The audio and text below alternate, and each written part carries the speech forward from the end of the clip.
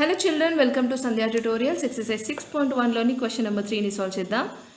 Verify by drawing a diagram if the median and altitude of an isosceles triangle can be seen. అయితే ఇక్కడ మనని isosceles triangle draw చేయమంటున్నారు. అయితే ఈ drawing వేశాక ఈ ట్రయాంగిల్కి ఐసోస్లెస్ ట్రయాంగిల్కి మీడియన్ అలాగే ఆల్టిట్యూడ్ వచ్చేసి ఒకటే ఉంటాయి అని చెప్తున్నారు. ఓకే, సో అది మనం వెరిఫై చేద్దాము. For this we need to draw an isosceles triangle. Isosceles triangle అంటే ఏంటిమా? Two sides opposite two sides వచ్చేసి మనకు సేమ్ ఉంటాయి, అవునా? అయితే ఫస్ట్లీ మనం దానికి బేస్ అయితే డ్రా చేసేసుకుందాము. ఫర్ ఎగ్జాంపుల్ నేను ఇక్కడ బేస్ లైన్ వచ్చేసి బీసీ అనుకుంటాను. ఏబీసీ అనే ట్రయాంగిల్ డ్రా చేయమంటున్నారు కదా, ట్రయాంగిల్ ఏబీసీ, రైట్? నేను బేస్ని బీసీ అనుకుంటున్నాను. సమ్ మెజర్మెంట్ తీసుకుంటున్నాను, 8 సెంటీమీటర్స్ని తీసుకుంటున్నాను. సో ఇక్కడ వరకు ఒక లైన్ డ్రా చేద్దామా. సో మీడియన్ డ్రా చేయమంటున్నారు. ఫస్ట్ మీడియన్ అంటే ఏంటిమా? Nothing but mid point, right? Mid point vertex నుంచి ఆపోజిట్ సైడ్లోని మిడ్ పాయింట్ వరకు ఒక లైన్ని డ్రా చేస్తే దాన్ని మీడియన్ అంటారు. అయితే ఫస్ట్లీ మీడియన్ తెలియాలి అని అంటే ఫస్ట్ మనకు మిడ్ పాయింట్ తెలియాలి కదా. సో 8ని మనం 2 పార్ట్స్గా డివైడ్ చేసుకుంటే 4 will be the mid point, అవునా? సో ఇది మిడ్ పాయింట్ మనకు.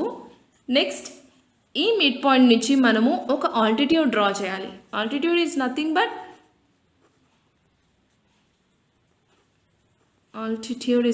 బట్ ఏంటిమా? ఆల్టిట్యూడ్ అంటే వర్టెక్స్ నుంచి ఆపోజిట్ సైడ్లోకి మనకు 90 డిగ్రీస్ని పర్పెండిక్యులర్ ఫామ్ చేయాలి, అవునా? సో 90 డిగ్రీస్ని ఫామ్ చేయాలి అని అంటే దీనికి మనం ప్రొట్రాక్టర్ యూజ్ చేద్దాము, సో దట్ పర్పెండిక్యులర్ అనేది కరెక్ట్గా వస్తుంది. ఓకే, 90 డిగ్రీస్ ఇక్కడ వరకు మనము ఒక పర్పెండిక్యులర్ని డ్రా చేద్దాము. సో ఇప్పుడు చూడండి మా, ఇది 90 డిగ్రీస్లో ఉంది, అలాగే మిడ్ పాయింట్లో ఉంది, రైట్? అంటే మీడియన్ అలాగే ఆల్టిట్యూడ్ అనేది మనం డ్రా చేసేసాము, రైట్? ఇక్కడ మనం ఇచ్చేసుకుందాం బీసీ నేమ్స్, ఇక్కడ ఏ వస్తుంది. అయితే ఇప్పుడు మనం క్లియర్గా అబ్జర్వ్ చేస్తే మీ ఆల్టిట్యూడ్ ఏదైతే ఉందో, రైట్, ఈ లైన్ నుంచి మనము ఎక్కడి నుంచి అయినా సపోజ్ ఇక్కడి నుంచి జాయిన్ చేయాలనుకుంటే చేసేయచ్చు. ఎక్కడి నుంచి జాయిన్ చేసినా మనకు ఈ 2 సైడ్స్ అన్నవి సేమ్ ఉంటాయి. ఓకే, నేను ఫర్ సపోజ్ స్టార్టింగ్ పాయింట్లోనే వేసి ఇక్కడే పెట్టేస్తున్నాను పాయింట్, ఇది ఏ అనుకుంటున్నాను. ఇక్కడి నుంచే మనము జాయిన్ చేద్దాము. ఓకే, సో ఇలా 2 లైన్స్ డ్రా చేసేసుకున్న తర్వాత ఇప్పుడు స్కేల్తో మెజర్ చేయండి మా. సో 2 లైన్స్ ఈక్వల్ వస్తాయి. సో ఇది మనకు 6.5 ఉంది, రైట్?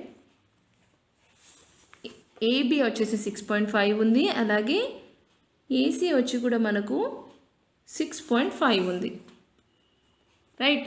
అంటే ఈ 2 మనకు ఈక్వల్ వచ్చేసాయి కదా, అవునా? ఇది టోటల్గా వచ్చేసి మనకు 8 సెంటీమీటర్స్ ఉంది. ఇక్కడ మనము ఇది ఫర్ సపోజ్ ఎల్ అనుకుంటున్నాను. Okay, AL is the median and this is altitude. 2 కదా, మీడియన్ అలాగే ఆల్టిట్యూడ్. సో ఇక్కడ అబ్జర్వ్ చేస్తే మొత్తానికి మనకేం తెలిసింది, ఇక్కడ రాసేద్దాము. ఇన్ అన్ ఐసోస్సెలస్ ట్రయాంగిల్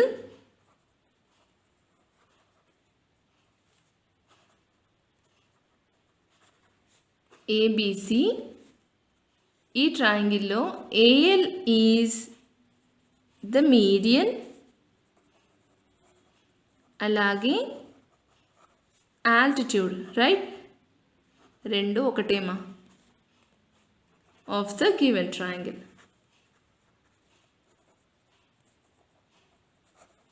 ఓకేనా?